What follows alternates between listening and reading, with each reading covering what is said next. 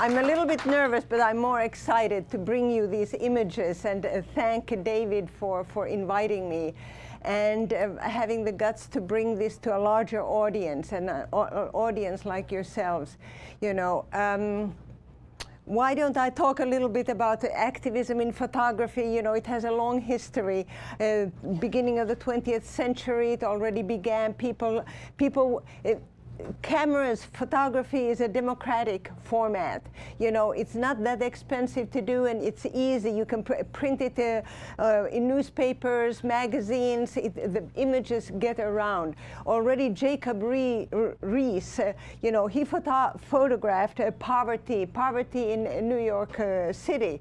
You know, people wouldn't have known how the other half or the lives, and thanks to those images, we know what it was like in the slums in those days.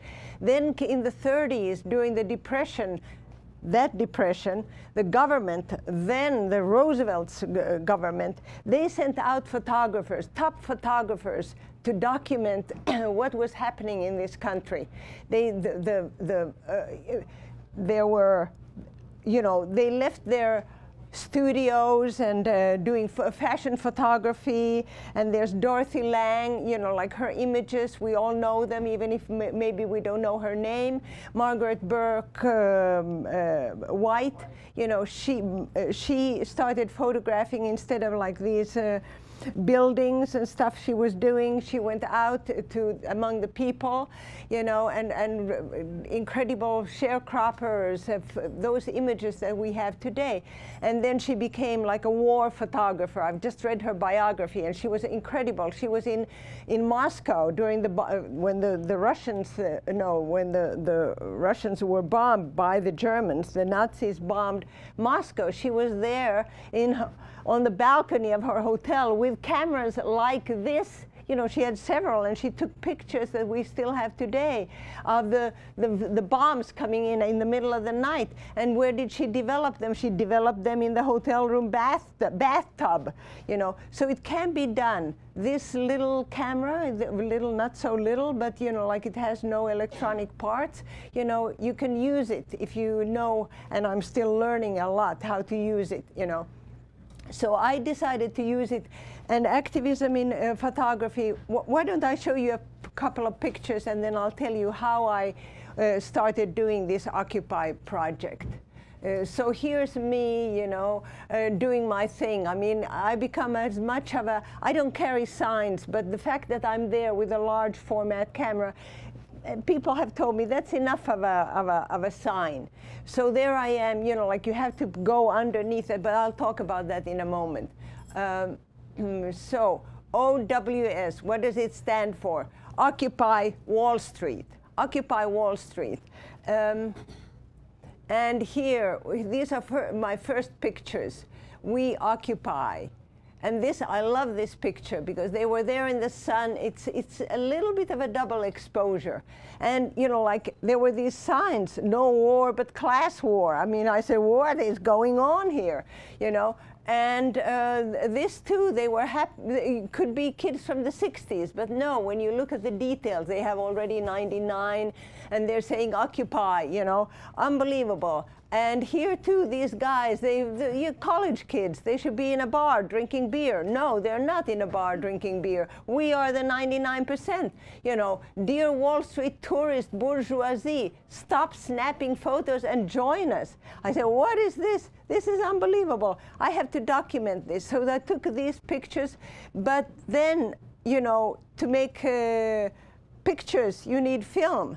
So I took the subway from Zuccoti Park near Wall Street, and I came here. And I bought like 3 boxes of film. Do we have film here? The choice of gear to shoot the revolution. I had been working with a camera like this, a little bit bigger than the same format, and using, for about a year, you know, and using Kodak, this kind of film. So I know how it works and how you expose for it and stuff.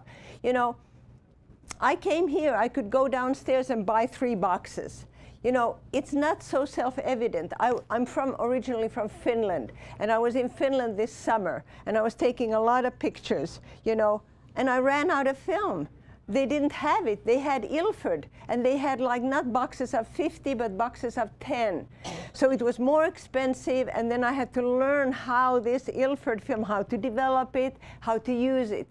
So, you know, we're really very blessed here in New York City that we can go and buy any kind of film we need. You know, this is 4x5 film. I will show you. The negative is this size, you know, 4x5, you know. And then what do you do with it? This is a film holder. You take it, you put this film in here in a dark room, in a totally dark room. I've learned to do it, boom, and then you boom close that, and then I will show you this process because it's interesting. And then you have this camera. The camera is here. Now this, you don't go under to take the picture. You go under to focus. So here I have to go. Here I am focusing. Boom, boom, boom, boom. You know, you're a little bit vulnerable when you're here. And once, when I was here very early on, boom, I feel somebody, and I thought, oh my God, well, who's attacking me, you know? And it was a cop. You know, it was a cop who sort of wanted me to move. And then when he saw me, an older face, you know, like he was backed off a little bit, and he said, move 2 feet. Okay, so I moved 2 feet. So you're under here and you're focusing. Ha, ha, ha, ha, ha. You do your thing, and you ask the person then, don't move, don't move. Stay there, stay there. You can move like this, but not where you are, because I have the focus. And then you put this thing, this film holder, you know, the films are in here. You put it, you slide it carefully so that you don't lose your focus. You put it in here, and then you do your metering, and you put the right aperture and speed and stuff like that. Then you take a slide out, boom, you put it here, and then and then I do look in the camera. They look in the camera. Don't smile, I say. And then I do, then boom. And that's it. And then you have to put this back, and you have to turn it. Sometimes I don't remember, so I get like double exposures.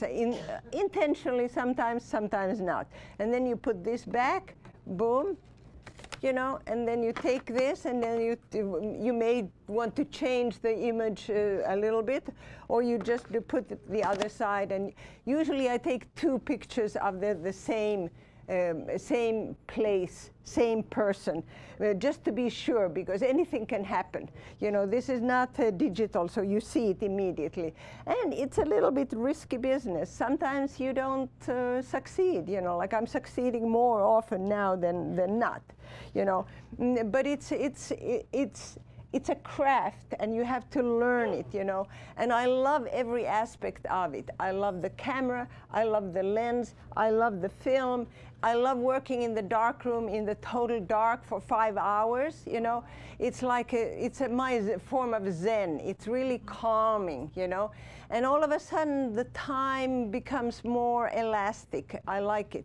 And I like, you know, like, and then printing, and somebody prints for me, you know, like the final print I'll show you later.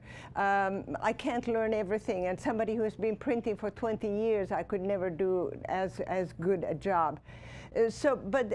Why did I choose this? I also chose this because it creates a different kind of relationship with the people I photograph. And I chose to photograph people. And with this, you can't really take like action pictures.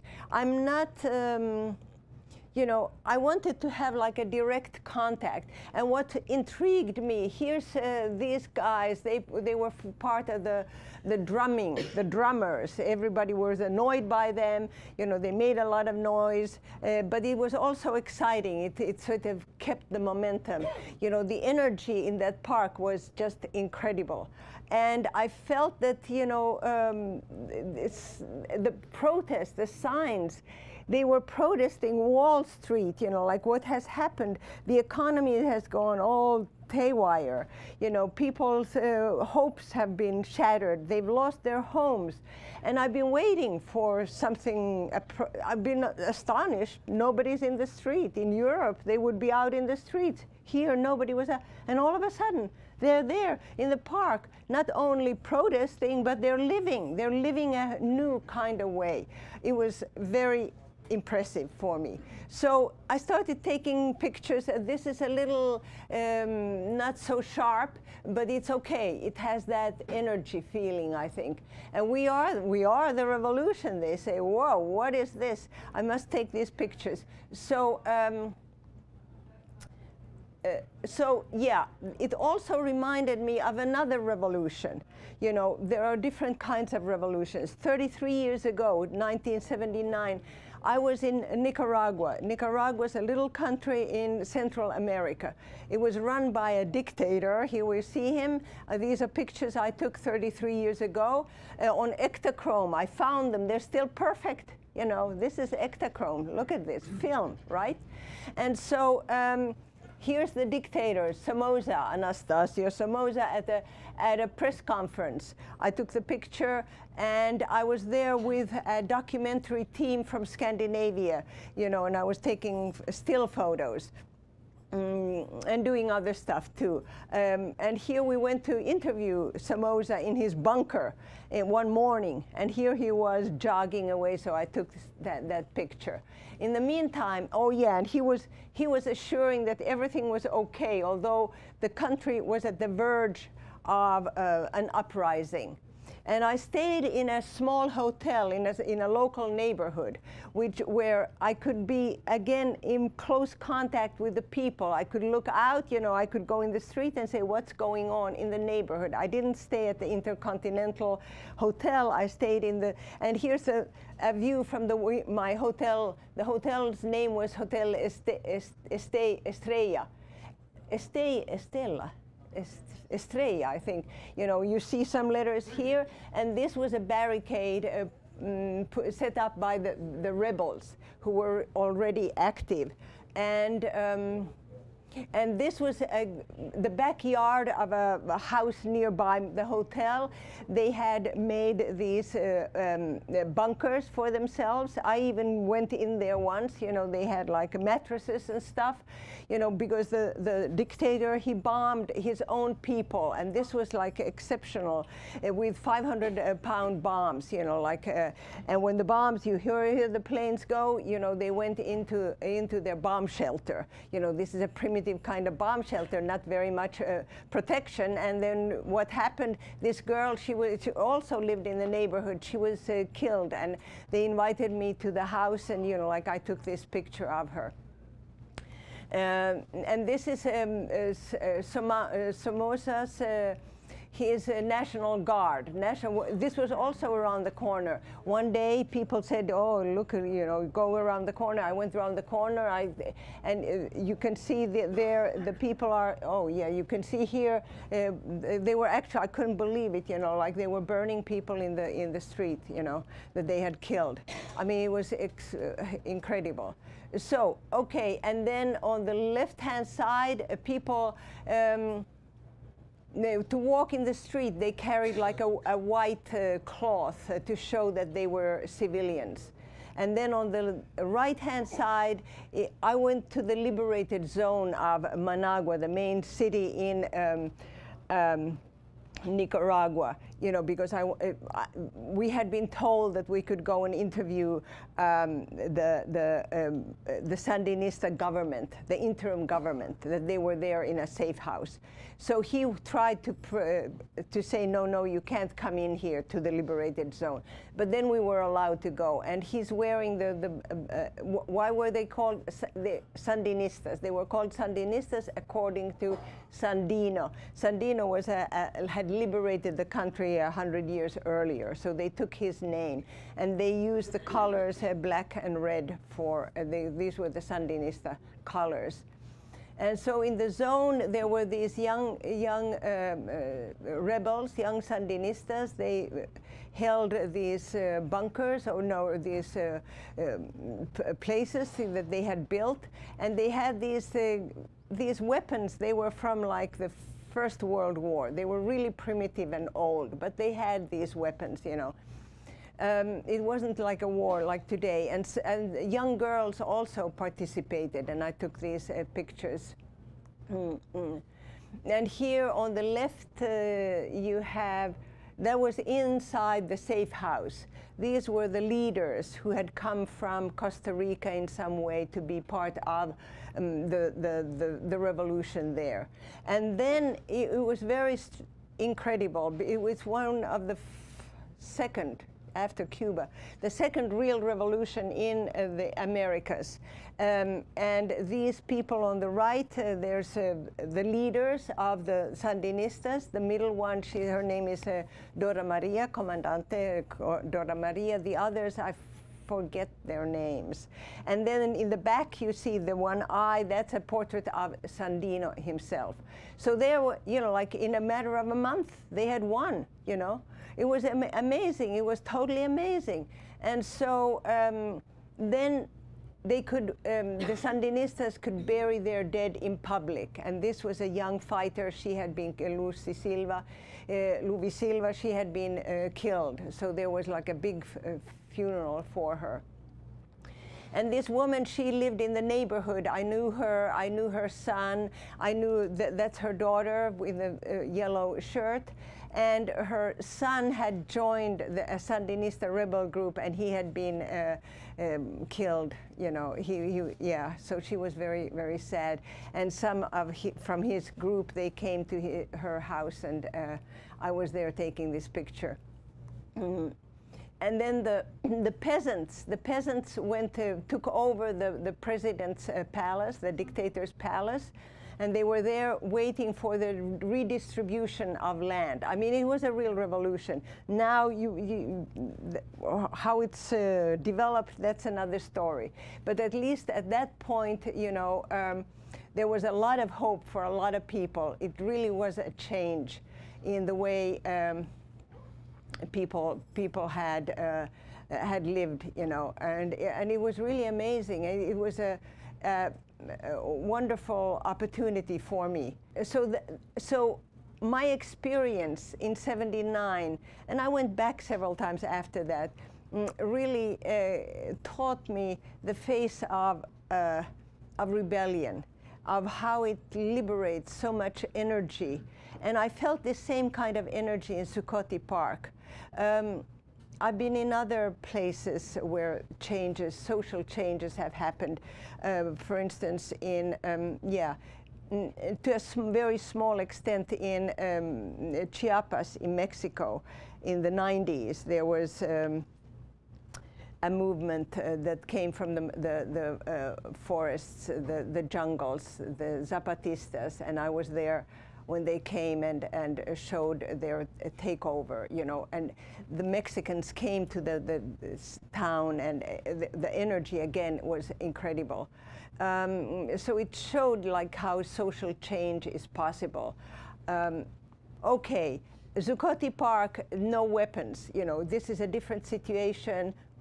You know, there's a place for uprising with armed uprising, you know, when everything else fails, but that's not our way, and it hasn't been our way.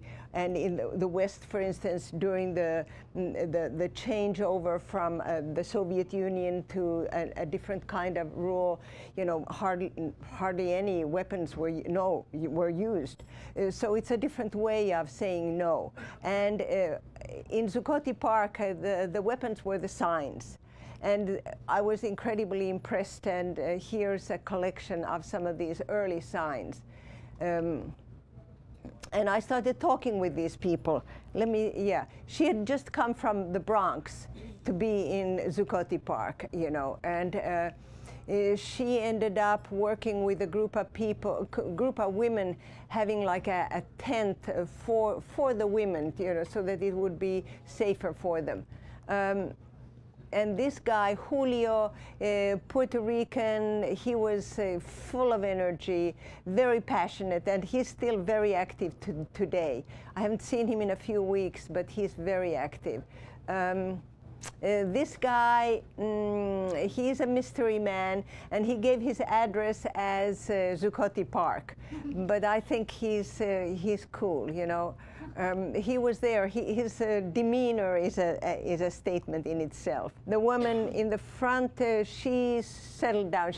She's an anthropology student from, I have notes, and now I don't quite remember, Connecticut, I think, you know, and she painted signs. I mean, she was full of energy painting signs with this other woman.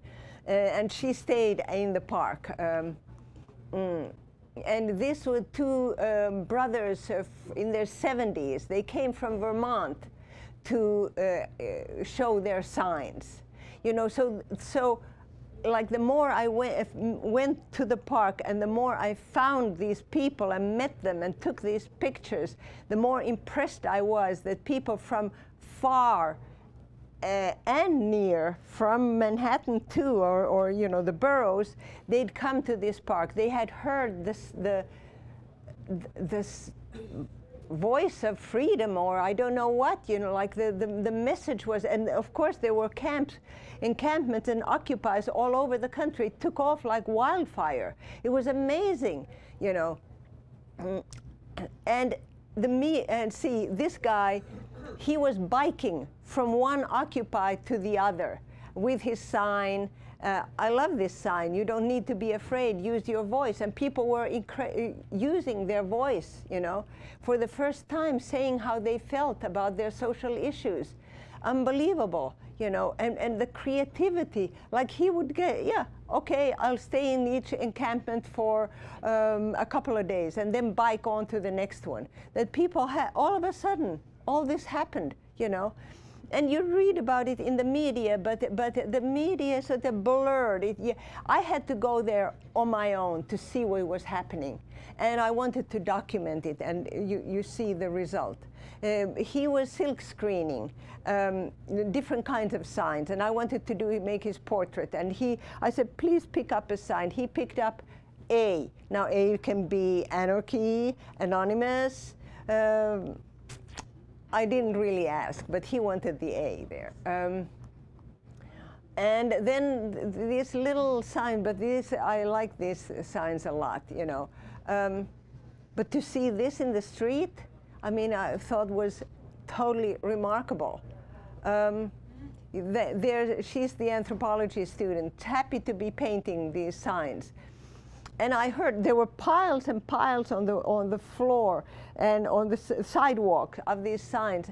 And I heard that the Smithsonian had sent somebody to pick up these signs to keep them for the future, which I thought was very, very smart of them, you know. And she's also, you know, someone from New York. She came there for the day with her sign. And this guy, he comes from Tennessee. He and his family came to New York for a weekend. He came with his kids. And he said, yeah, I hope that my son can stay overnight in the park. But he himself and his wife, they would stay in a hotel. But they came all the way from Tennessee to show I'm part of the 99%. And we hadn't heard talk about 99%. And all of a sudden, people were coming from God knows where, you know, to be under that umbrella and acknowledge that this is something that they felt. Again, totally, well, you know, very unusual, very impressive. And at the Brooklyn Bridge, you know, there was a protest marching over the Brooklyn Bridge, and 700 occupiers were arrested. It was one of the early big actions. And she was looking for the people who had been on the bridge, who had been arrested, because she was organizing some kind of legal aid for them. And so I took this picture of her. And she's a poet and teacher in Queens, in college.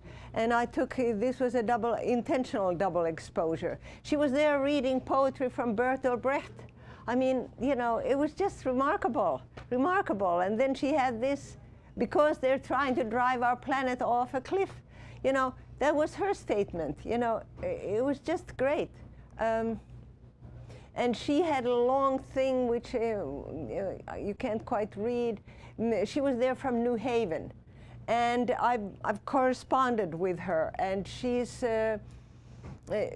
helping an Occupy in New Haven. I think they've been there all winter. And Daniel had come from a Buddhist monastery upstate to be part of Occupy. And there he was sitting, meditating and telling people to wake up. He's still around. Many of the people I photographed are still, I see them still today.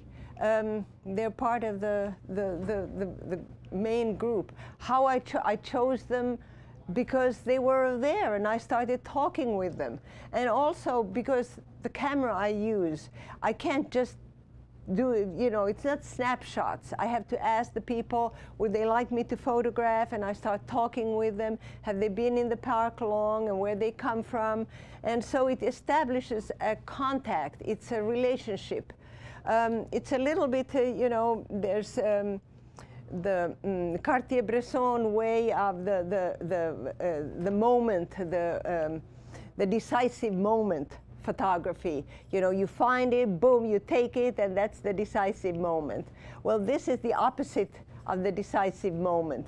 I create a moment. It's the slow moment. You know, it's slowing down and creating a relationship with people. And I like that. And that's actually why I started taking these portraits with this camera. And also I tried to, I haven't succeeded 100%, not even 70%, but I try to give the people I photograph a copy of the picture I've taken. I send them or I give it to them. I'm way behind, so that it's really like forms a relationship. Yeah, I gave him his picture, I think, I hope. And she's a painter. She's from Woodstock. She came for the day and she painted the Occupy Park. And this is, and she had like this little sign there, tax the rich, you know, end the war. And this is really a good example of, there were people using large format cameras in the park, but they put a cloth up behind the person they were taking pictures of. A little bit like Avedon's pictures of the Americans. He put like a backdrop, a white backdrop, so you didn't see what environment they were in, which is, you know, they're spectacular photos. But for me, it was important to have like environmental portraits. For me, it was important to see where they were. And this one, I had that face in the middle. I could not have placed it. I could not have imagined it. It was one of the gifts of the goddesses of photography, you know, gave it to me. I mean, I developed it and I saw, whoa, I took 2 pictures of her. And this one is just wonderful. The other one, she's moving in a different kind of way. So you get these little gifts when you let the whole scene be. Now there may be people, and you know, yeah, they could be looking and staring at you, all that. I wait, or you know, somehow it doesn't happen. Sometimes it happens, but not very often.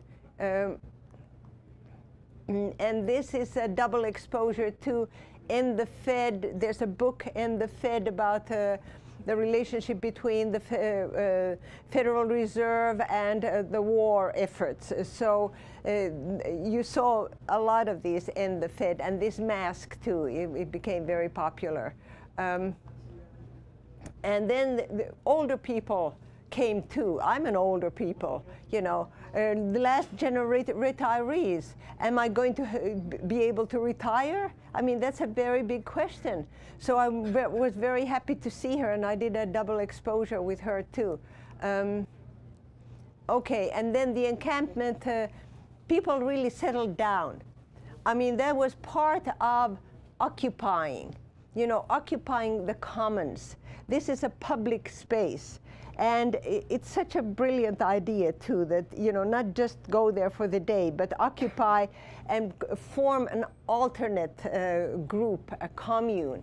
And these two, they're not here today, no.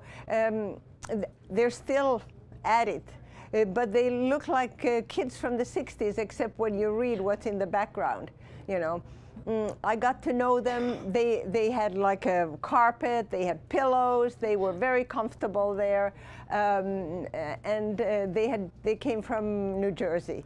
And these guys, this was already November, they were settling for the winter, because the idea was that they would be there for the winter. And they were going to winterize their tent. And I was there just when they were setting it up. I knew the guy in the middle, Julio, and I say, hey guys, wait, can I take your picture? So they said, sure, you can. Because I had already talked, I had met them many, many times. They knew who I was, you know, they trusted me. And this is not like I'll talk about it more, this trust. You establish it by showing up many, many times and taking the pictures and showing them the pictures, you know. So there they were, you know, I love this picture.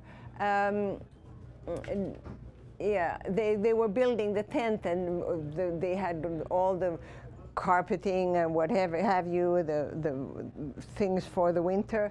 And then Zuccoti Park refused to give, there's electricity there, but they had shut off the electricity. So this is again the invention. You know, they brought in these stationary bikes, and people were invited to get on the bikes and bike, you know, to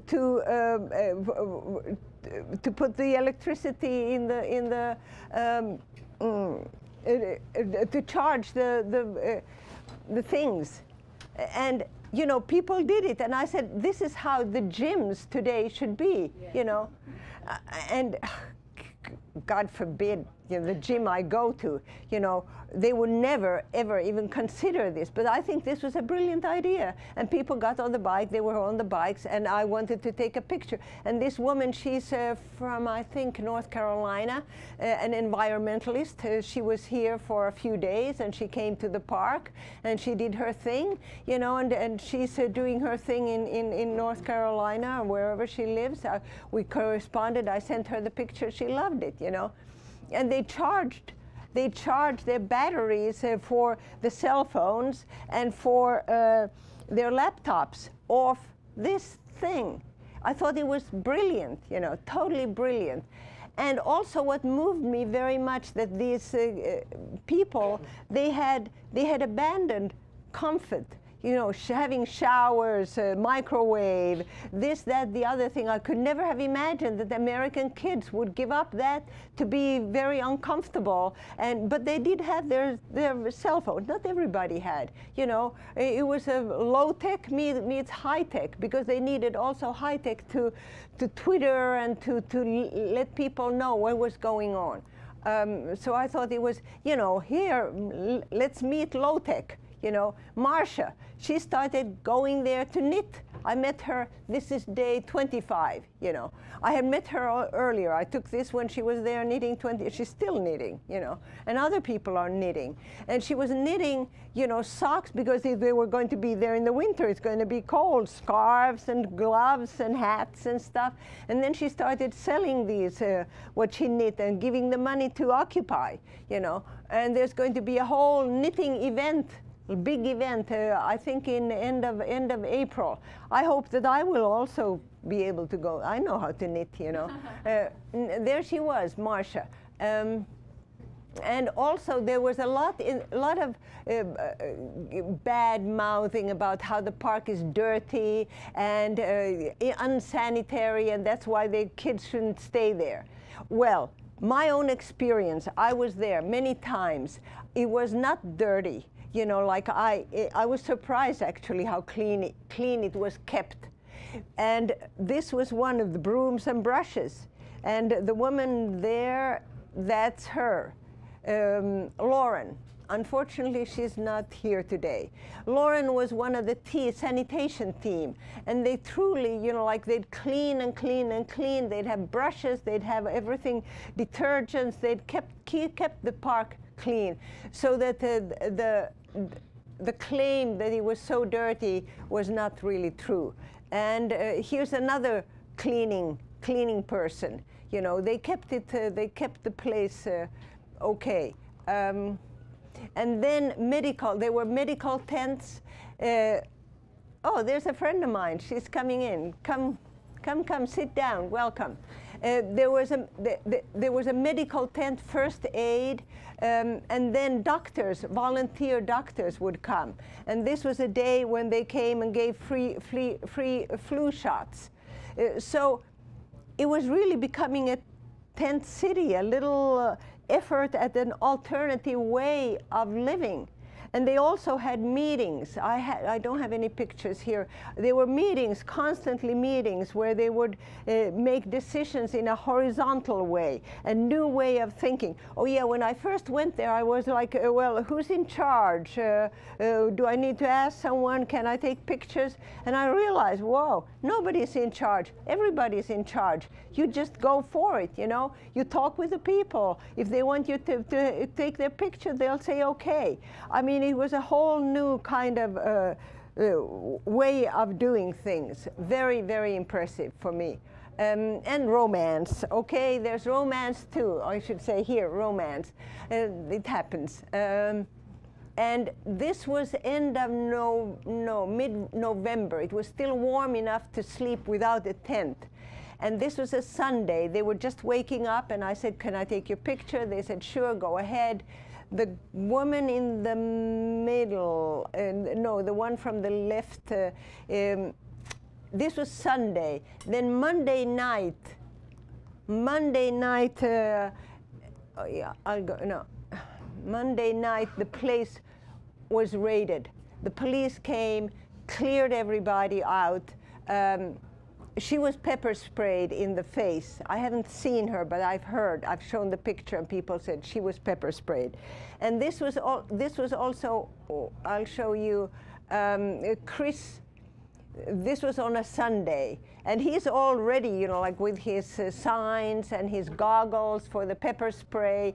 So Sunday night, it was okay. Monday night, no more park. And they took all their tents, everything they had brought, their laptops, everything, you know, was gone. And so now what? After the raid, they still occupied. Occupy Wall Street became a more general idea. It wasn't occupy one specific space. It was occupy, you could still occupy. They could stay there during the day, but they couldn't sit on the ground, and they couldn't have tents, and they couldn't have sleeping bags. And here is Charlie, the radical librarian from St. Louis, Missouri. No, from Memphis, Tennessee, no, yeah, Memphis, from Memphis. He set up, the books were taken, but people came and donated more books, new books. So the library is giving people books to read. And he was there with the books. And you can see the park is emptier. Again, I wanted the background. So here you start seeing a different kind of Zuccoti Park. He's a union guy from Boston. I've seen him around. He was at the park again. And here's somebody who was here in the audience, I'm very happy to say. Next step, general strike. Whoa, I said, whoa, that's incredible. We haven't had it yet, but maybe, who knows what. And she's from Florida. She's a beekeeper with 4 kids. It lives in an alternative community. And she's come here many, many times. I saw her just Friday. She's back again. She goes back to Florida to be with her kids, and then she comes back here. So I took this picture. This is also after the raid. You see like a fairly empty park. And this guy, he has a sleeping bag, I think a tent, you know, they needed help. This is, I found very interesting, because in the beginning, the first few weeks when I went there, people were talking about abolishing money. You know, and I said, oh, this is the real thing then. Because in Nicaragua, the woman the Comandante, when she took over a town, Comandante Dora Maria, I remember it well. She wanted to abolish, she abolished money for maybe a week, 2 weeks, you know.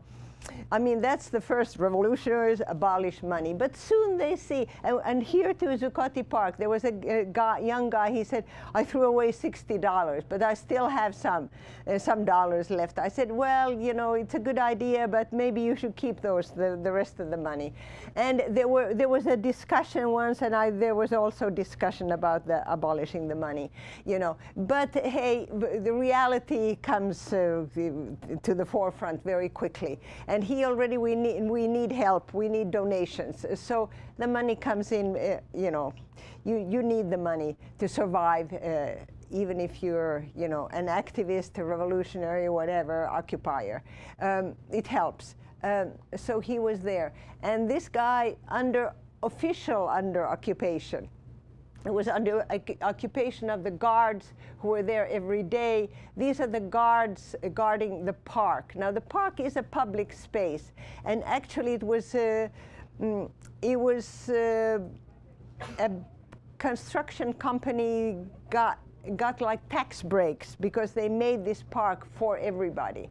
So when they shut it down, they couldn't shut it down for too long because they would have, again, money speaks, they would have had to pay taxes on it. So they had to allow people under very difficult circumstances. So since I took these pictures in November, December, people have tried to reoccupy, put up tents, but that doesn't succeed very well because the riot police are there immediately, you know. And this is a Native American from Dakota. He came with his peace pipe, you know, so I wanted to take a picture of him. This is a woman, she homeless and jobless. She had been in the park for a long time, and the little puppy was born in the park. So I took the picture, and he's been, since the beginning, with his cat. I haven't seen him lately, but he's, again, somebody, you know, like passing the message. A lot of pictures have been taken of him. He just stays there with the message, carrying the message. And here's Julio. We've seen pictures of him. He's outreach. He goes all around the city and giving out leaflets and talking about Occupy. And here one Sunday, I think, yeah, a whole group of people came from Brooklyn to read, to show that the library matters, books matter, we read. So they sat there reading, and I took this picture. He's from Florida. He had been in the encampment for a couple of months, but he was heading back to Florida, where he worked on a Ferris wheel. So it's very interesting, you know, like, because I take these pictures, I get to know them, and then I show the pictures, and people tell me where are they back, have they gone already, what they are doing. And she came just for an afternoon. She's 82, but she wanted to show her support for Occupy, and she's a poet and a retired school teacher, you know. So, you know, there she was. And the beginning, yeah, Heal America. She came from Los Angeles with this message. And the two pictures you saw right at the beginning of me making a picture, that's of her, you know. She was standing there with her sign. So there's many different ways of occupying. You can go there just with your sign for the day, for an hour, or you can be the hardcore, stay there. So events and actions. And after the raid, there were people at the park every day, and there was also food distribution. During the encampment, there was a kitchen, but it was in the middle of the park, and it was so dark in there that I really couldn't take pictures, you know, because with this I don't have a flash, I don't use a flash. But you can't take everything, it's okay, you know. So there were events and actions, and there too, let's see, here, events, this was a Goldman Sachs a protest against Goldman Sachs, this huge banking company that now one of the members of the employers, this was just a week ago, he wrote this letter, I'm not going to stay, he left. And it wouldn't surprise me if Occupy, the idea of Occupy hadn't had something to do with it. Because this was a demonstration. I can't do actions because the movement, but I stay on the fringe. So it doesn't, you know, like I like you see the action and somebody will stand there for a second so I can, you know, show them as part of the action. Here too there was after this they went to the Winter Garden downtown, and it was totally surprising. I was there too, and all of a sudden the cops went after the occupiers. They were singing and dancing. They were not provoking anything. And the cops, like, you know, knocked them down into the ground. I couldn't believe it. They were as close as you are, you know.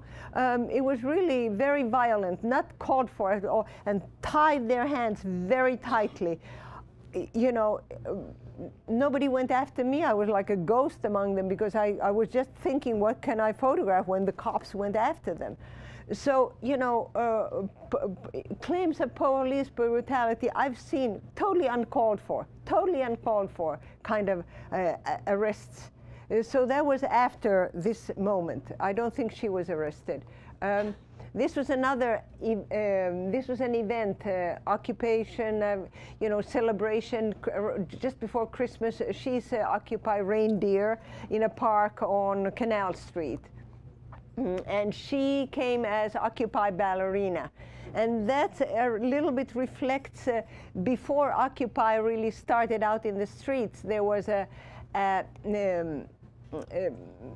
sign, poster, online, circling the web with the Wall Street bull and a ballerina on top. And I think she was like showing the ballerina on top. How I understand it is that, you know, with lightness you can fight the bull. You know, you don't have to do it with weapons. You don't have to do it with force. You can do it with another kind of way. And that also, you know, is what Occupying. They're doing it with a lot of humor. This has humor, elegance, and incredible creativity. Just the other day there was an event for nutrition and food. And remembering that a lot of people go hungry in this country, and there was a blessing of food, and somebody had brought a trunk, and there were these brown bags in there, and I wondered, oh, I wonder what's in those bags. So after the blessing, everybody was given or they could take a brown bag, and what was in the bag? Potatoes. Potatoes and instructions on how to grow potatoes. An upstate farmer, sympathetic to Occupy, he had made these presents, these bags, and then there was mulch too, and instructions. You know, we city folks, we don't know how to grow potatoes, but there we could learn, you know, like you cut it, and here's the mulch that you add with the soil, and you grow your potatoes. I mean, so little things like this, it just seeps out of nowhere, you know. It was wonderful. I got some of those potatoes. I'm going to grow one on my windowsill, you know. So next time we'll have mashed Occupy potatoes. So, and this is again a sign from that event. And this was another event. Farmers came this was on the Lower East Side. They came to Occupy, you know, Occupy and show that they also need to be heard. Occupy Wall Street food solidarity, you know, against Monsanto, against genetically altered food, seeds. He's a farmer, upstate farmer. This man, he's taking on Monsanto. I went to the park. I didn't know anybody. He looked like a farmer. I said, "Are you a farmer?" He said, "Yes." I said, "Can I take your picture?" And it was only later that I sort of found out that he is really the leader in the effort to take on Monsanto that is altering all these seeds. And he's a seed grower in, I think, Maine. Yeah, very, very important guy.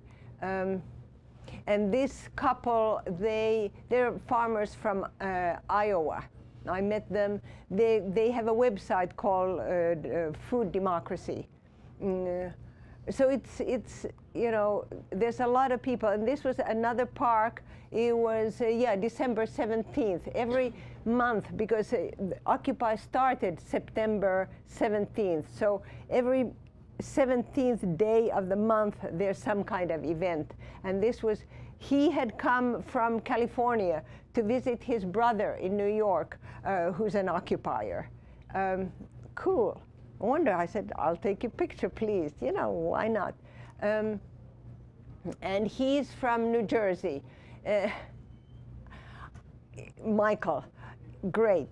You know, he said, "Oh, I'm going to write my memoir on my evolution from Republican to occupier."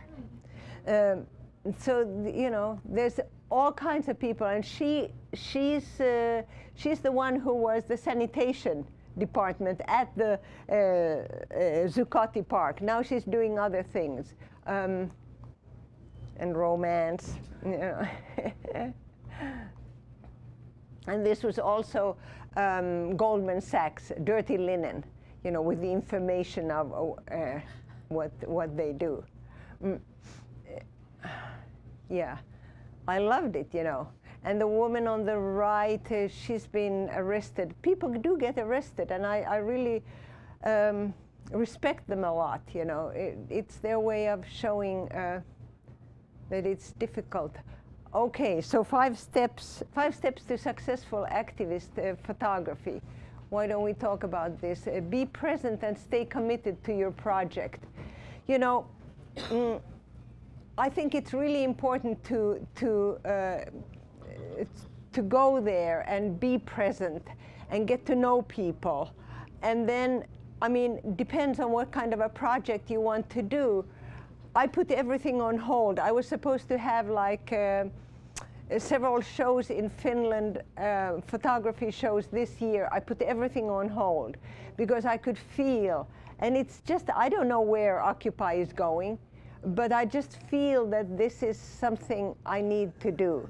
So I put everything else on hold, and I'm committed to this project. There was again a raid of Zuccoti Park about a week ago. So now many people have moved to, they were occupying Union Square, which is very close to where I live. So I went there Friday. It was a sunny day. It was hard to take pictures. It was too bright, but I made pictures anyway because, you know, there they were, my hardcore, the people I knew. It was wonderful to see them, you know, but they've been out in the streets and they've been out in shelters all winter, so they were worse for wear, you know, but I wanted to take pictures of them, and they let me take pictures of them to show what it takes. And they weren't just there lolling in the sun. I mean, they had meetings, they were planning what to do. So it is their form of activism. Now, other people may choose to do other things. So it works on many different levels.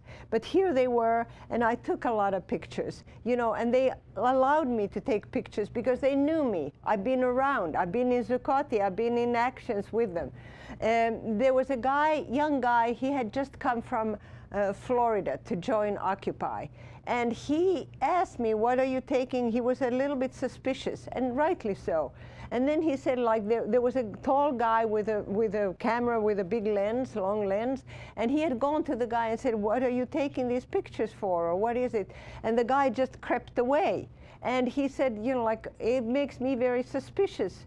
And Oh yeah, I was taking pictures of John, who I showed you a picture, who was at the Zuccoti early on with his guitar. I'm sorry he's not here. He could tell you the story. And this guy from Florida, he was saying, "Oh, don't tell her your name." You know, he was suspicious. No, they said, "No, we know her." You know, and he didn't want to even tell me his name. I said, "I get releases. You know, I know people because this is a two-way street. You know, I also give my card. I tell them who I am.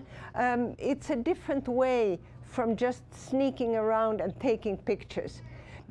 This is I think, a big issue that needs to be, everybody has to think it out.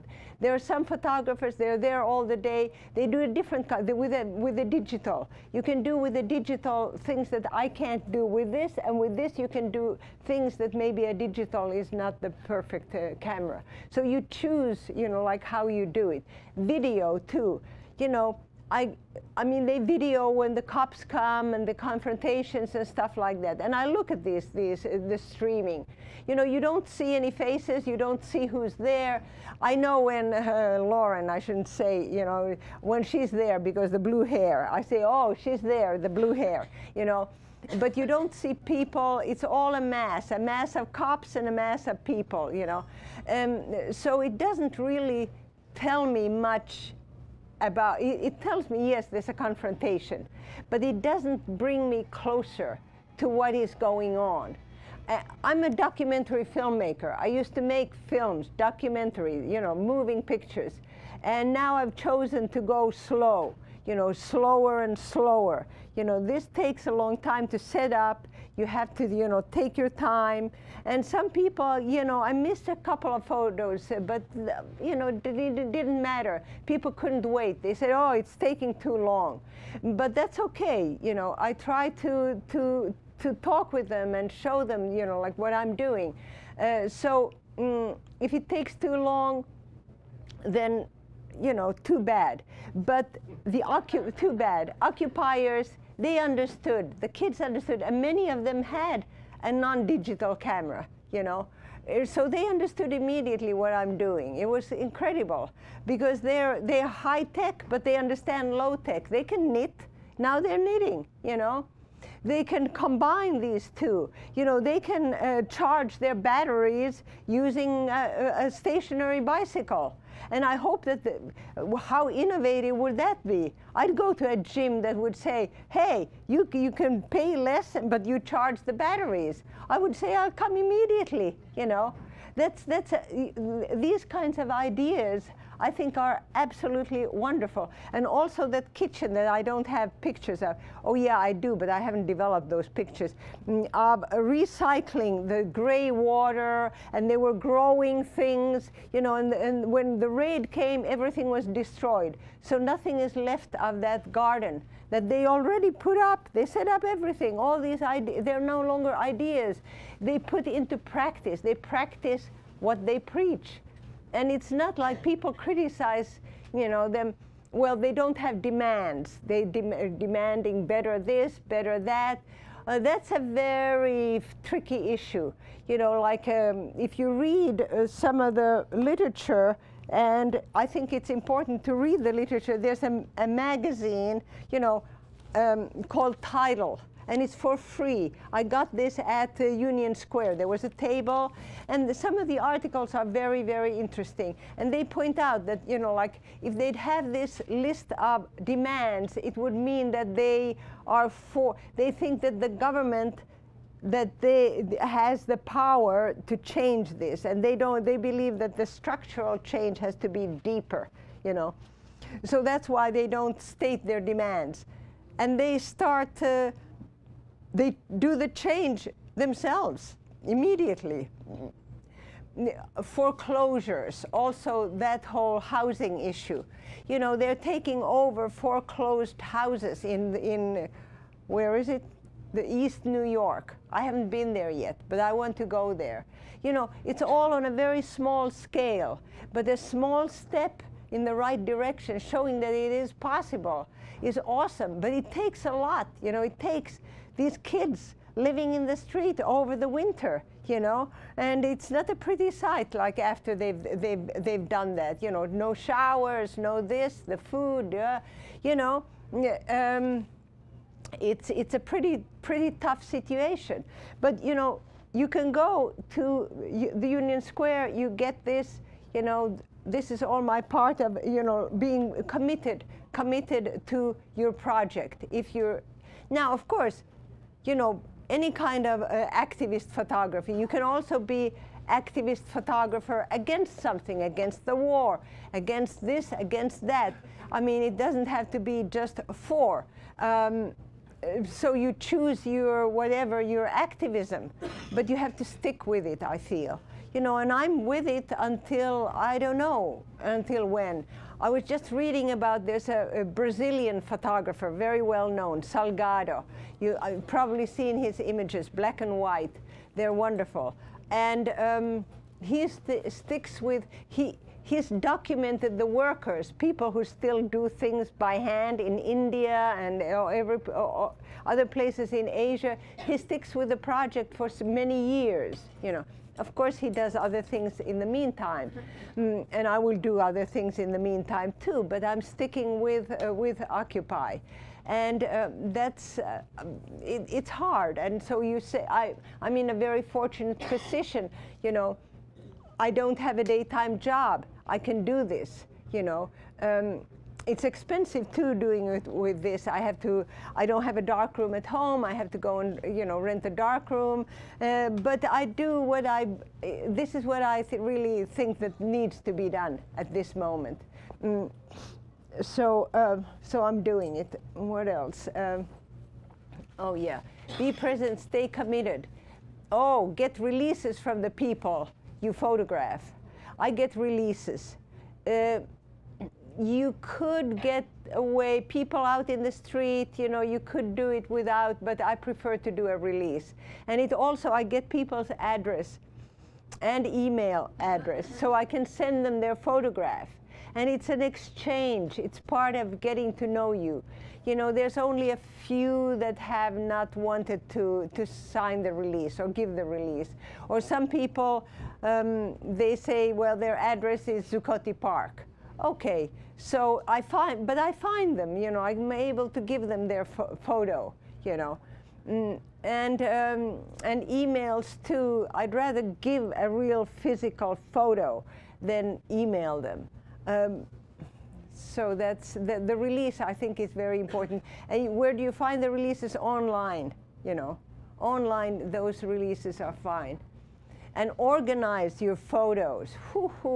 I have about 300 negatives now, and I organized right from the start. But the last couple of weeks, I didn't organize. And I lost the releases, and I lost my numbering, and I didn't quite know what fits where. I was already 2 weeks, and I wasn't organized. And even if you do work in digital, there's, of course, metadata and all that, but you should add things and you should make notes of who you photographed. Keep a diary. Like, I know my Nicaragua photos from 33 years ago. I know them like my hand because I kept voluminous diaries from that time. So I didn't even have to read them. I knew. And then looking at the photos and scanning them, it was like the memories came around. Oh, I remember the day, what it was like, who these people were. Maybe not the names, but I could go and find them. So I think it's important also, and your impressions of what it was like, what the day was like. And you'll see, you know, it's not easy to remember all. Like the guy with the apron, 99%. Just such a little detail, and details are very important.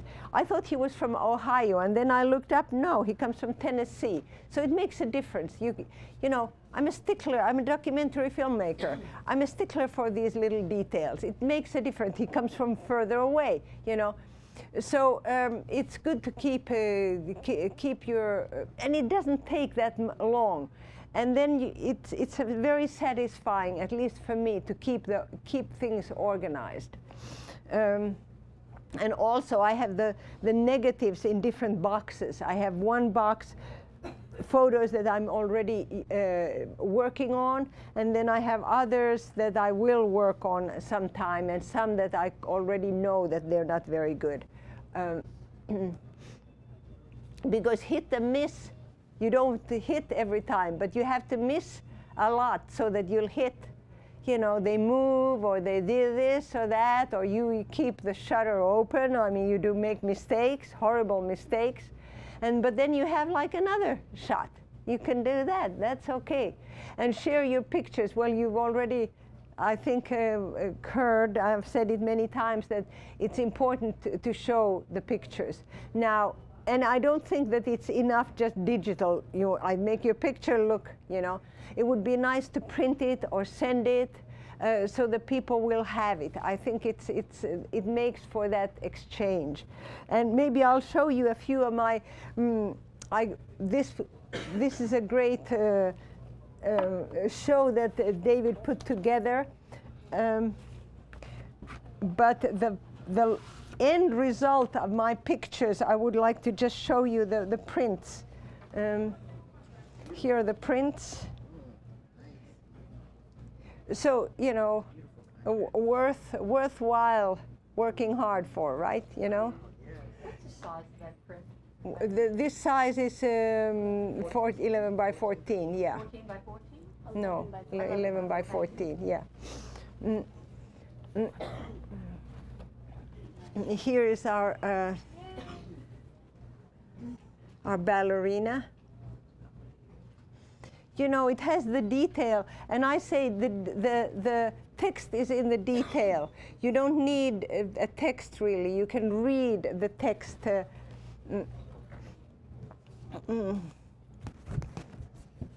And here's Michael. These aren't necessarily, yeah, these are among my favorite photos, but we printed them. You know, it's a lot of work, but these are real prints, you know.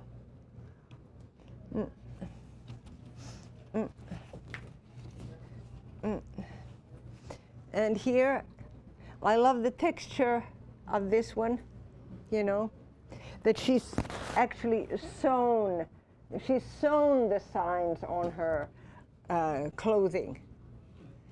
This is like the next step after you just hold the sign, you know. By the way, I have never, and I feel I should go there with a sign. The camera is not, you know, one of these days, and I thought, what shall I put on the sign? Now I have some idea where I'll put on a sign. I should go, you know.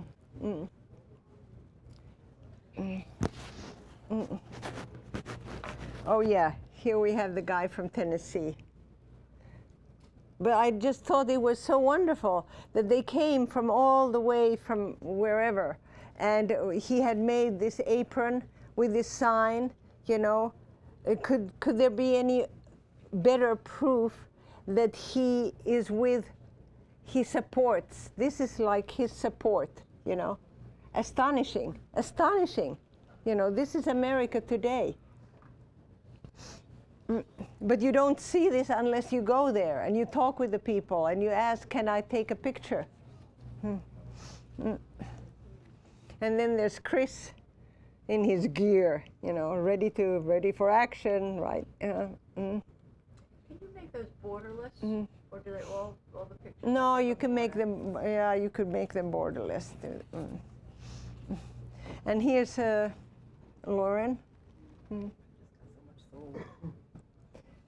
And she's, you know, she's still doing her thing, you know.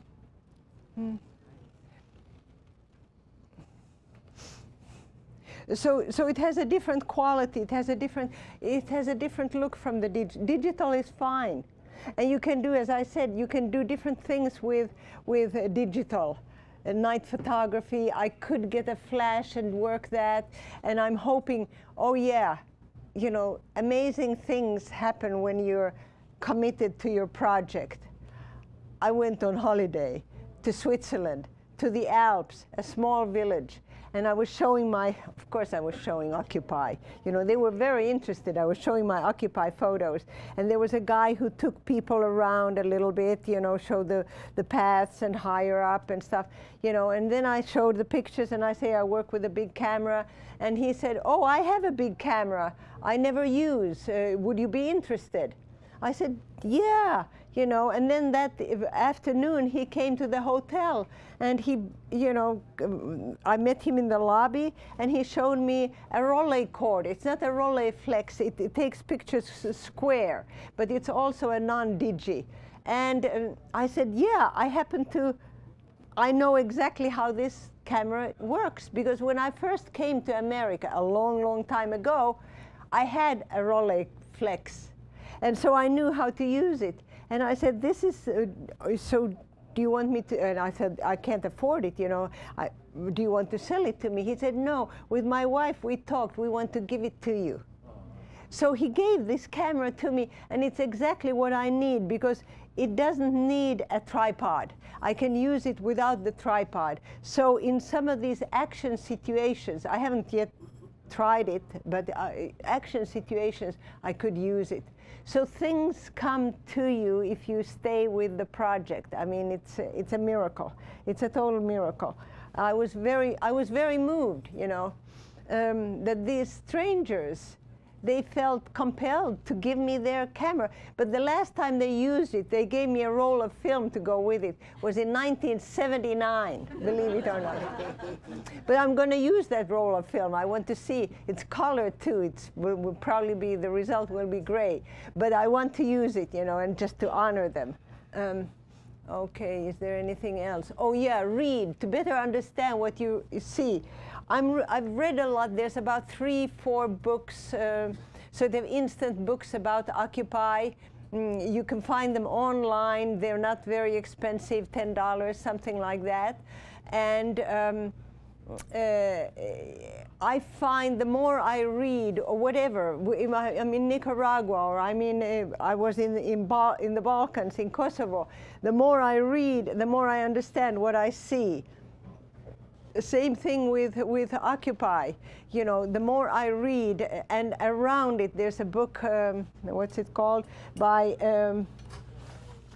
Naomi Klein on the economic situation, why we got into this mess, called, the shock doctrine. I know everything that she writes about. I've been around for a long time, but she pulls it all together in a wonderful way, and that also you can get through Amazon. It doesn't cost a lot. It's a big book, but it's totally readable. And you read that, and that's sort of the background to Occupy. Very good. You know, I really highly recommend it. I already showed you the magazine title. You know, it has interesting articles. Very good. You can Google it too, online, title Occupy. It has all this stuff. And then WBAI 99.9 radio station, they have a program every day, 6:30. Amazing.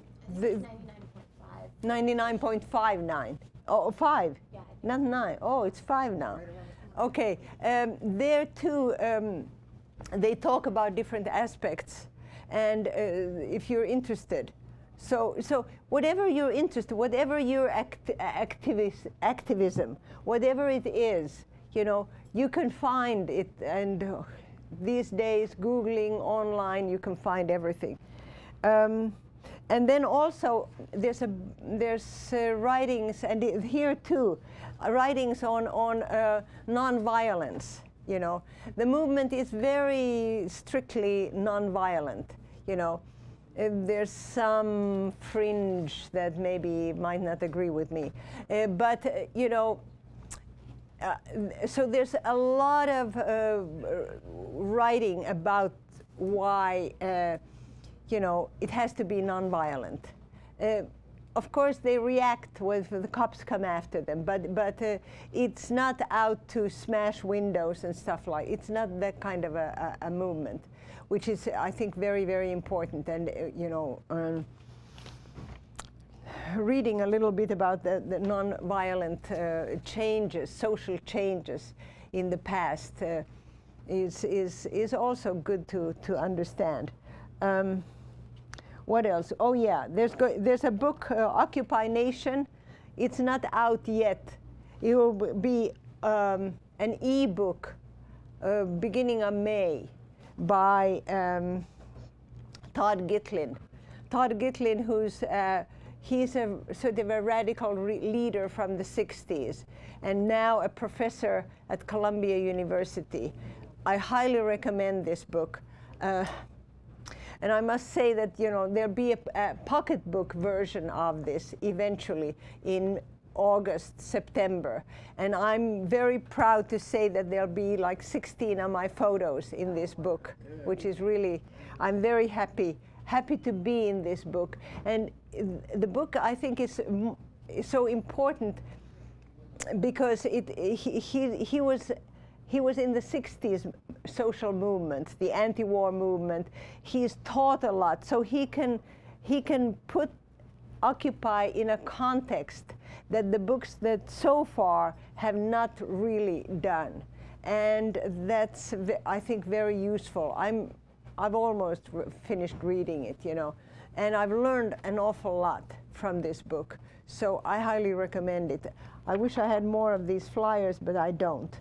Well, thank you very much for coming. Thank you for listening. Thank you for all your questions. And I hope that you will go and explore Occupy, and also explore wherever you're going. And, you know, take pictures with whatever camera you have. I, of course, recommend this, but if it's not that, take with your cell phone, you know. Whatever it is, and organize those pictures, think about those pictures, read about your subject matter, and you know, I hope to see you again here soon. Thank you. For more information, please visit us online, give us a call, or stop by our New York City Superstore. You can also connect with us on the web.